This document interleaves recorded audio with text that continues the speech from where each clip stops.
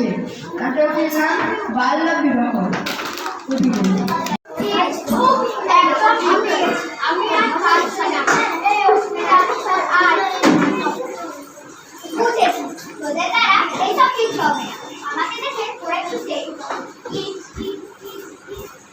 জানিস তোরা ওই পাড়ার রূপার বিয়ে হয়ে গেছে? কি কি বলিস?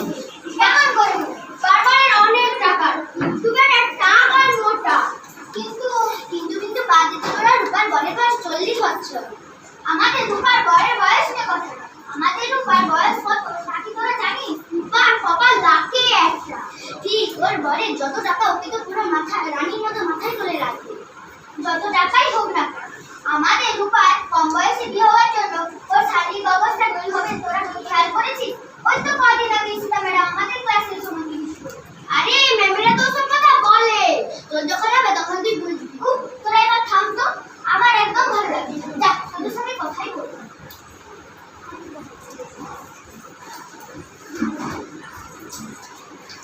আমার নাম শিব সামন্ত। কোথায় কোথায় সম্বন্ধ খুঁজি। ও সমরেশ বাবু, তোমার মেয়ের বয়স কত হলো? সেদিন দেখলাম বান্ধবীদের সাথে খেলা করছে। আপনি কি আমার মেয়ের বিয়ে দেবেন? হ্যাঁ হ্যাঁ, ওই পাড়ার সুমনের সাথে বিয়ে করে বিদেশে নিয়ে যাবে। কিন্তু সুমন তো অনেক বড়, আমার মেয়ে তো ছোট, ক্লাস 7-এ পড়ে। দূর বাবু, আমি তো বিয়ে করেছি 50 বছরে, কিন্তু এটা তো আরো কম। দূর বাবু, নামটা যেন মনে থাকে। আমার নাম অসীম সামন্ত। কোথায় কোথায় সম্বন্ধ খুঁজি। আমার নাম অসীম সামন্ত, করি আমি ঘটকালি। ও সুমন, তোমার জন্য ওই পাড়ার সমরেশ বাবুর মেয়ের বিয়ে ঠিক করে এলাম। কি এতটুকু মেয়ে সম্বন্ধ নিয়ে এসেছিস? এক দেবো না?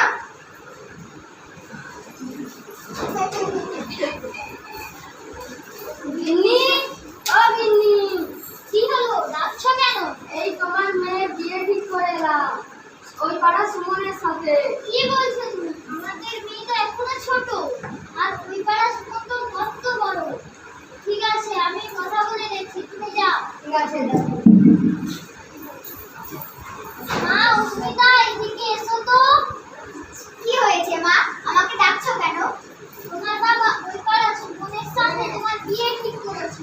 কিন্তু কিন্তু আমি এখন বিয়ে করব না, আমি এখন পড়াশোনা করব। আমার কথা না শুনতে চলে ছোট মেয়েদের পছন্দ, আমাকে কবে করে। কিন্তু কোনো কিন্তু কিন্তু না, আমি যখন বলেছি তোমার বিয়ে হবে, যাও চল করো।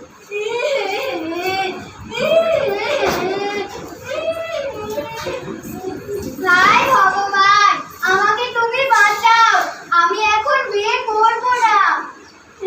রে বলেছিলাম না তোরা একদিন হবে, তোর কপাল অনেক ভালো। থাম তো।